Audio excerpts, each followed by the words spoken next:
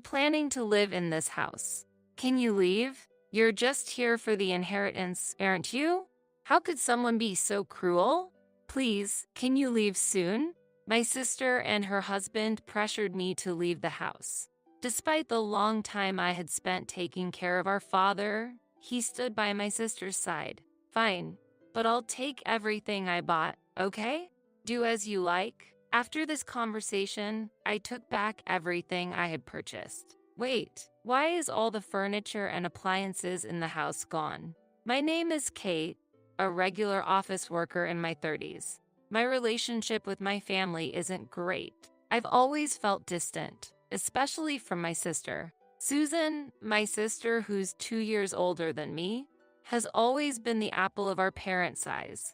Not only was she beautiful, but she also had a talent for the piano, often winning various contests. To our music-loving parents, she was undoubtedly the shining star. Susan is amazing. Even her piano teacher praised her. Maybe she'll become a famous pianist in the future. Our parents always talked about my sister like that, showering her with time, money, and love. I was always left in the shadows.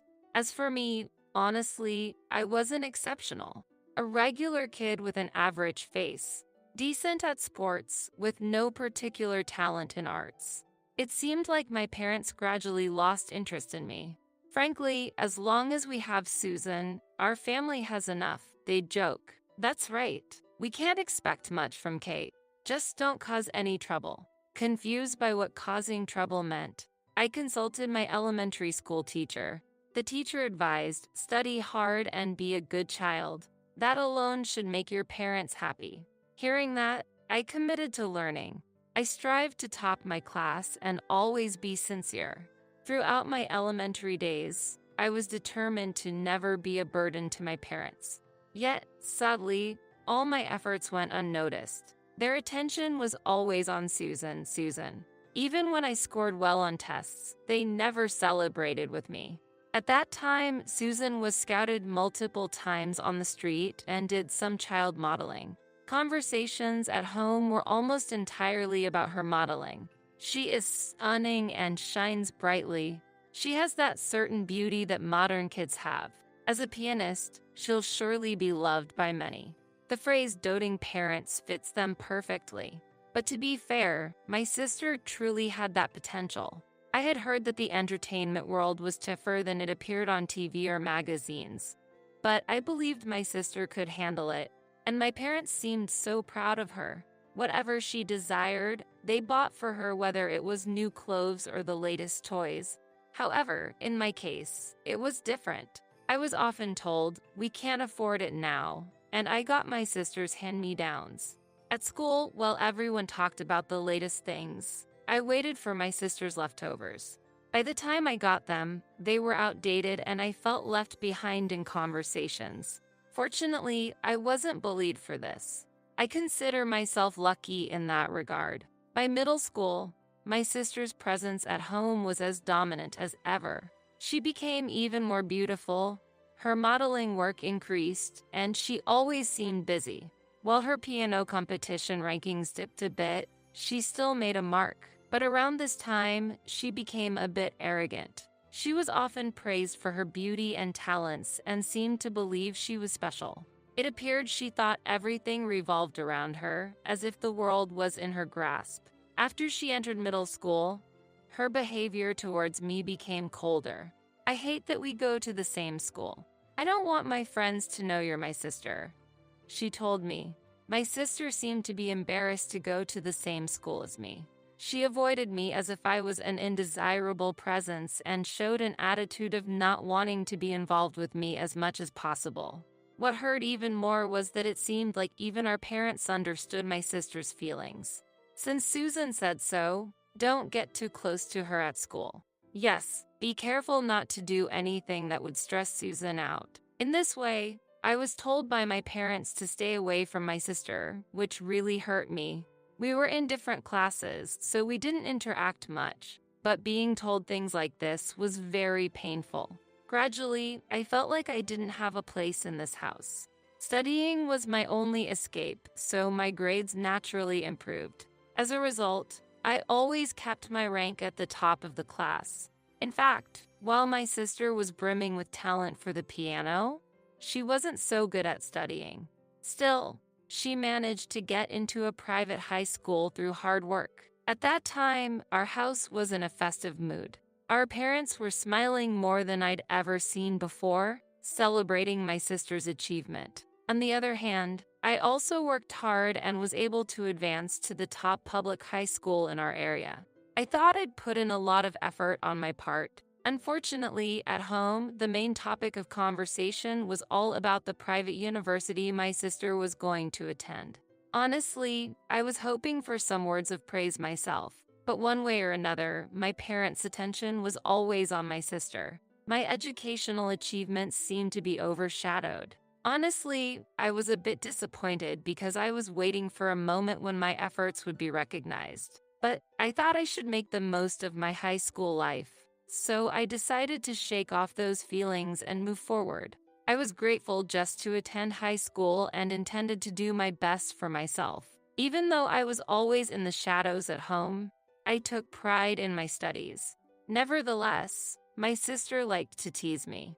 "You're really not girly at all. Aren't you interested in makeup? It's hard to believe we're sisters," my sister would say, half jokingly with a smile. She actually won a beauty contest in college. After that, there was no end to her boasting at home. I guess she looked down on me with that in her heart. Moreover, our parents, riding on my sister's high, kind of belittled me too. "Why don't you try to be a bit more girlish? Just being good at studies doesn't mean much. Glamour is also important, like Susan. I don't want to tell my friends that the sister of a beauty contest winner is so plain. When Susan leaves the house, please stagger your timing." Hearing such words repeatedly, my heart gradually became numb, and I felt less pain. Over time, I began to feel that my sister wasn't that impressive. In high school, she was known as a piano prodigy, but her piano skills seemed to have plateaued, and she seemed to be distancing herself from it. Furthermore, her modeling offers decreased, and eventually, they stopped almost entirely. The expectations our parents had always expressed about her being a beautiful pianist didn't seem to be coming to fruition. Moreover, she seemed to be enjoying college life a bit too much and ended up taking an extra year. Seeing her like this, I felt like she was slowly losing her way. But seeing my sister this way, I felt the need to stay grounded and continue chasing my dreams. I believed that if I kept moving towards my dreams, I would be able to have fulfilling days in the future. The atmosphere in the house wasn't great, but I believed it was important to find what I wanted to do and keep moving forward step by step. Otherwise, I was afraid of being swallowed up by the mood of the house. When I entered college entrance exam season, I naturally aimed for prestigious national and public universities. However, I encountered a small obstacle. One day, when I bravely showed my parents a brochure and said, "I'm aiming for this university," I received an unexpected response. "Wait, university? Why do you want to go to such an expensive place?" said my father. And my mother added, "We want to use that money for Susan. She'll be studying for an extra year in college. So, we can't fund your college education, Kate. If you really want to go, get a scholarship." I was just stunned. I hadn't expected to hear anything like that. It really felt like they only saw my sister, but I was not one to get discouraged easily. In the end, I decided to go to a university where I could receive scholarship support. Of course, it was lower ranked than the university I initially had in mind, but I was very proud that I could start my college life on my own. After entering college, I started working part-time. The reason was, of course, to gain social experience, but honestly, I wanted to leave my parents' house as soon as possible because the atmosphere was stifling. At home, my sister and parents always seemed to be in high spirits, while I felt like an outsider. One day, my father suddenly said to me, "Are you planning to live here forever without contributing any money?" I was so surprised that I responded, "What are you talking about?" But he was basically saying he wanted me to start paying rent. I was surprised and immediately replied, "If that's the case, I'll find my own room and start living alone." However, my father did not let me. "Considering the favors you've received so far, it's natural to pay," he said. "Of course, living alone is good, but you should contribute to the household expenses." "Are you serious?"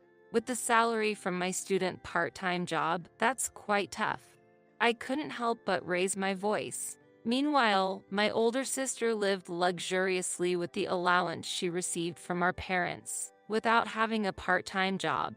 Seeing that made me feel it was unfair. "When I graduate from college, I'll definitely pursue my own path," I resolved in my heart. However, as graduation approached, my parents' stance remained unchanged, and it seemed difficult to start living alone. In stark contrast, my sister never once worried about money. In fact, she constantly received an allowance from our parents and had never worked a day in her life.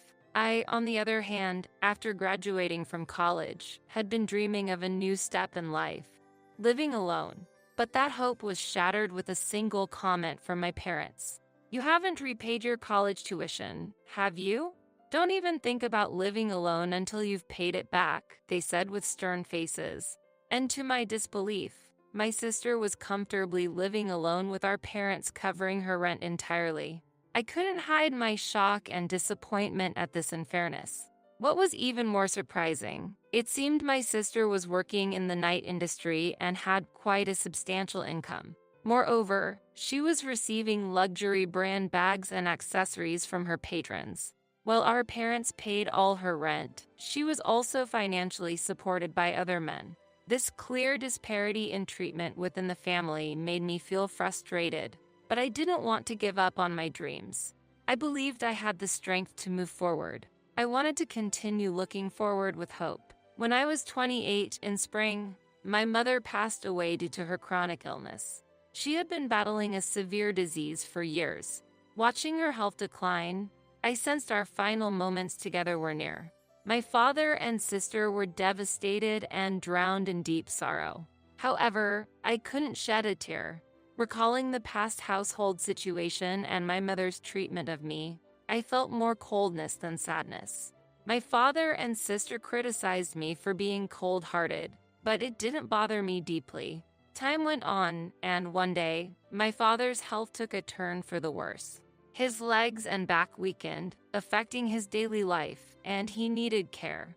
I contacted my sister and explained the situation, but her response was, "It's difficult to take care of Dad during this precious time of my newlywed life." Since I had always been at our family home, she said it was my duty to care for our father. She had just married a man she met through her night job, so she didn't want this happy time to be disrupted. All I wanted was to share the family situation, so her reaction didn't surprise me. I had no big expectations. Although I took care of our father, he constantly criticized me.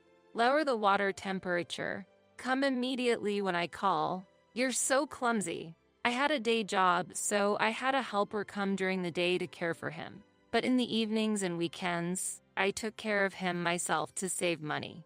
Yet, he never thanked me, taking my care for granted. Even then, a year after I started taking care of him, an unexpected opportunity arose. Out of the blue, my sister and her husband showed up at our family home. "We've decided to live here, so can you leave?" She casually said. "What do you mean?" I replied, staring back in surprise.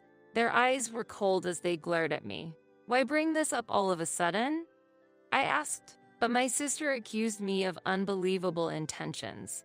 "You're trying to get our mother's inheritance, aren't you? While taking care of Dad and staying here?" Her husband added disdainfully. "I can't believe we had such a scheming person in our family." Stunned, I responded, "I never thought of the inheritance." "Why would you think that?" Yet my sister shouted back even more loudly, "Stop pretending. We're moving in, so leave." Then, to my shock, my father said, "Actually, I've been feeling the same as Susan. I thought you might be draining our money by staying here." I was speechless. After caring for him for so long, in the end, he chose my sister's side. I really can't believe it. I thought, but oddly felt relieved. With this, I thought I could finally break free from the ties of this house. I get it, but it's okay for me to take everything I bought, right? I asked for confirmation. My older sister responded, "You can take whatever you want. Don't worry about it, LOL." When my sister and her husband found out I was leaving the house, they seemed pleased. They said while laughing, "It'd be great if you could leave quickly," and left. Since my sister told me I could take everything, I gathered up everything I had bought as I prepared to leave. Then, I smoothly moved to my new place. After I finished moving, I informed my sister, who said sarcastically, "That was quicker than expected." "Impressive," she added while laughing, "make sure you don't come back here." But in my mind, I had already decided I wouldn't return, so I was okay. A week later, my phone rang. The caller ID showed it was my sister. "Hello, why did you call?" When I answered, my sister's voice was filled with urgency and surprise. "Why is our house so empty? There are no furniture, appliances, nothing." It seemed she was shocked to find the house completely empty. "Oh, that's because I took everything," I replied with a slight smirk. "What are you talking about? Is this a joke? Why would you do that?" My sister was clearly overwhelmed and confused. "But didn't you say I could take everything I bought? But didn't Dad buy them using Mom's inheritance?" she said, unconvinced. "That's not the case. There's no such thing as Mom's inheritance.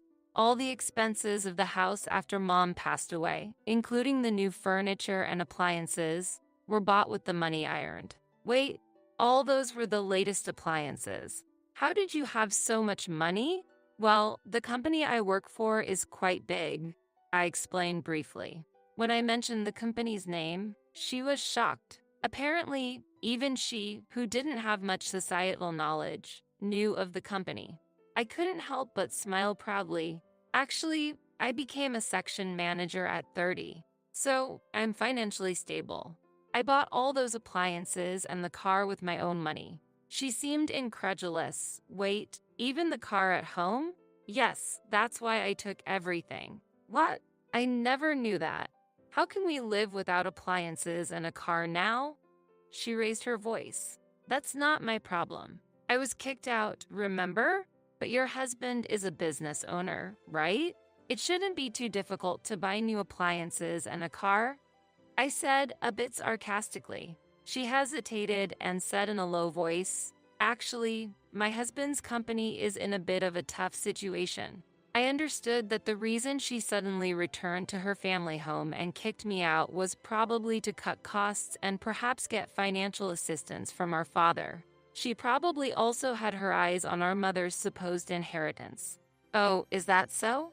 But living a simple life without a car or appliances might not be too bad," I commented lightly. "Don't say that so easily. Return the appliances." "Why?" "They're mine," I replied. Please, we won't be able to live without them." She seemed to be on the verge of tears. I had no intention of being at their mercy anymore. If you're that financially strained, why not sell your favorite branded bags and such? I teased. "As far as I'm concerned, there's no reason for me to have any further contact with you or Dad, so please don't contact me again."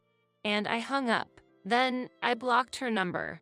Thankfully, I hadn't shared my new address with her, so she wouldn't be able to visit unexpectedly. Even if she showed up at my workplace, I could call the police. Sometime later, I heard from a relative about my sister and her family.